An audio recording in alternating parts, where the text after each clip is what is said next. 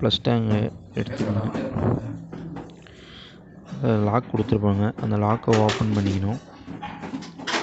அதுக்குள்ளே பார்த்தீங்கன்னா அந்த பெண்டு பைப் இருக்கும், கூட ஆக்சசரிஸ்லாம் கொடுப்பாங்க.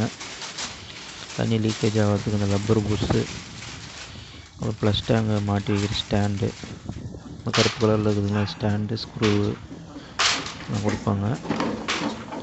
இதுதான் வந்து தண்ணியோட லெவலை வந்து கண்ட்ரோல் பண்ணுறது.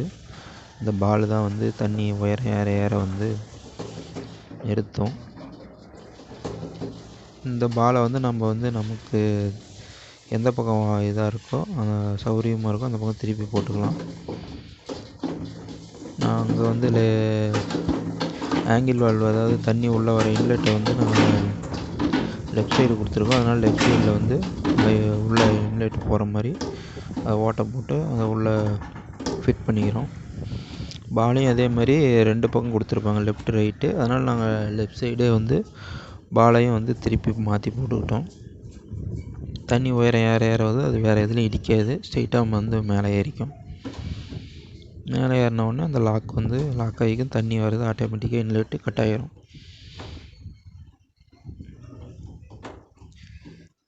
அந்த கண்ட்ரோல் எப்படி பண்ணுறது, ஓவர்ஃப்ளோ ஆகாமல் தண்ணி எப்படி கண்ட்ரோலாக இது பண்ணுறதுங்கிறத காட்டுறேன் பாருங்கள்.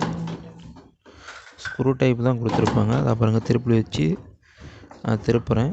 இதை நீங்கள் டைட் பண்ணிட்டீங்கன்னா தண்ணி லெவல் வந்து அரை டேங்கில் இருக்கும்போது ஆட்டோமேட்டிக்காக கட் ஆகிற மாதிரி வச்சுக்கலாம், இல்லை முக்கால் டேங்க் வர மாதிரியும் வச்சு செட் பண்ணிக்கலாம். இப்போ இந்த பெண்டு பைப்பை வந்து அவங்க கொடுத்த வாசரை உள்ளே போட்டு உள்ளே டைட் பண்ணிக்கலாம். சப்போஸ் லீக்கேஜ் ஆனால் டெப்லான் கொஞ்சம் சுற்றி கூட நீங்கள் டைட் வச்சுக்கலாம் அந்த வாசருக்கு மேலேயே.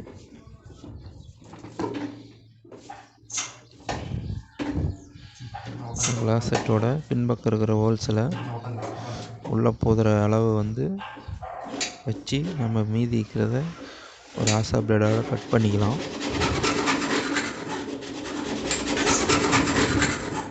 ஒரு டைம் வச்சு பார்த்துட்டு நேர் வச்சு மார்க் பண்ணிக்கலாம்.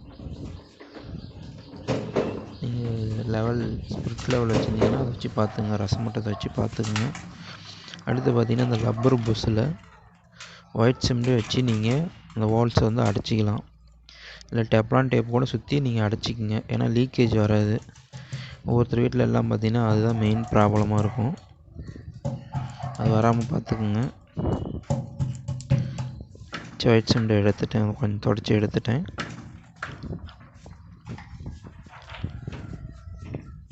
இப்போ ப்ளஸ் டேங்க் வச்சு மார்க் பண்ணதில் நம்ம இந்த ஸ்டாண்டோட எவ்வளோ அளவு இருக்குது உள்ளே வச்சு பார்த்து எவ்வளோ அளவு இருக்குதுன்னு மெஷர்மெண்ட் டேப்பில் அளவு எடுத்து நம்ம அப்படியே டைல்ஸில் மார்க் பண்ண போகிறோம்.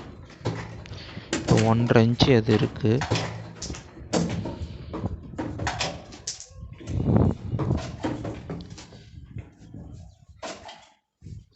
நேர் மறுபடியும் வச்சு பார்க்குறேன்.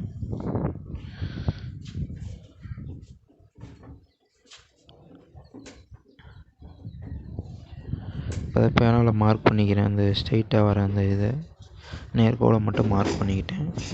இப்போ அந்த போட்டிருக்கிற அந்த கோடு பார்த்திங்கன்னா தெரியுது, அந்த கோட்லேருந்து நம்ம 1.5 இன்ச்சு சென்ட்ரு பண்ணி வச்சுக்கணும். வச்சாச்சு. இப்போ வந்து ஹோல்ஸ் போட்டுக்கலாம்.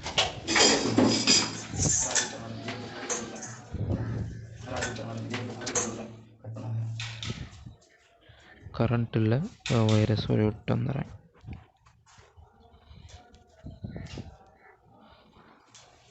இப்போ பார்த்திங்கன்னா நான் மார்க் பண்ண மார்க்கு பாருங்கள், மேலே மார்க் பண்ணி மேலே ஒரு கோடு சென்டர் கோடு மேலே போட்டிருக்கேன்.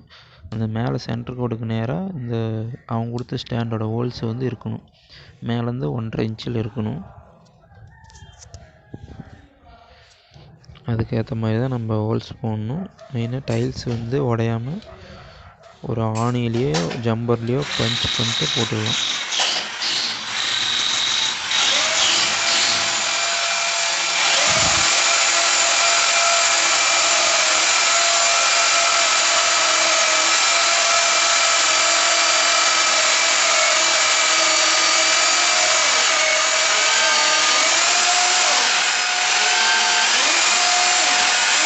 ஸ்க்ரூ பார்த்திங்கன்னா ஒரு 1 1.5 இன்ச்சு தான் கொடுத்துருக்காங்க, 1 இன்ச்சு தான் கொடுத்துருக்காங்க. அதுக்கேற்ற மாதிரி வெயிட் பண்ணி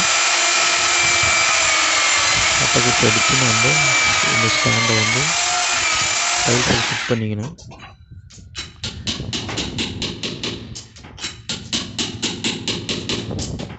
இது டைல்ஸு கொஞ்சம் ஃப்ரீயாக போனதுனால நான் கட்டைக்குச்சி அடிக்கிறேன். ஏன்னா அவங்க கொடுத்த நீங்கள் ராவல் பிளக்கு பிவிசிலேயே வச்சு நீங்கள் டைட் பண்ணிக்கலாம். நான் டைட் ஆகிக்கும்.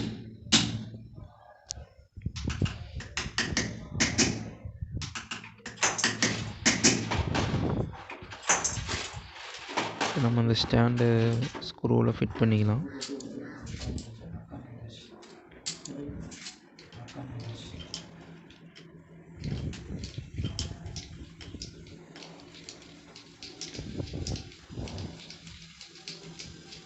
இன்னொரு ஸ்டாண்டையும் எடுத்து நம்ம இப்போ ஃபிட் பண்ணிக்கலாம்.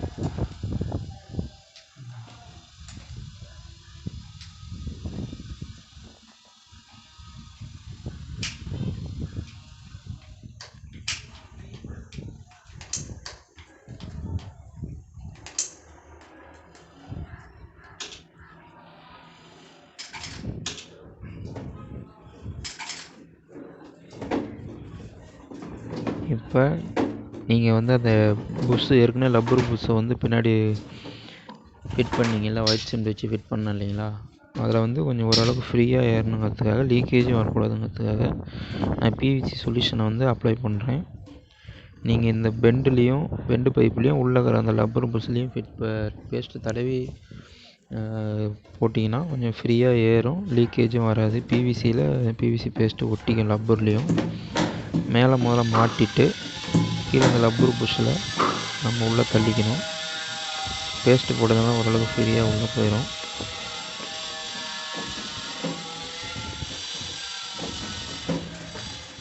அவ்வளோதான், இது ஃபிட் பண்ணியாச்சு. இப்போ இதோட மேல் மூடியை வந்து போட்டுக்கலாம். நீங்கள் தண்ணி நாங்கள் வந்து ஓப்பன் பண்ணலை. நீங்கள் தண்ணி கனெக்ஷன் டியூப்பை ஃபிட் பண்ணி தண்ணியை ஓப்பன் பண்ணி பார்த்துட்டு தண்ணியில் ஃபஸ்ட் டேங்கில் எவ்வளோ தண்ணி லோடு மேலே வந்து ஓவர்ஃப்ளோ ஆகுதுன்னா நீங்கள் முன்ன காமிச்ச அந்த ஸ்க்ரூ டைப்பில் வந்து அட்ஜஸ்ட்மெண்ட் பண்ணி கம்மி பண்ணி வச்சுக்கோங்க. இல்லை நார்மலாக அரை டேங்க் தான் இருக்குன்னா அப்படியே விட்டுருலாம். நீங்கள் கிளாஸட்டோட மூடியை போட்டு வேலையை முடிச்சிடலாம். இது ஒவ்வொரு மாடலுக்கும் ஒவ்வொரு டைப்பில் வரும். மூடியும் சரி ப்ளஸ் டேங்கும் சரி, அதுக்கேற்ற மாதிரி நம்ம வேலையை செஞ்சுக்கணும்.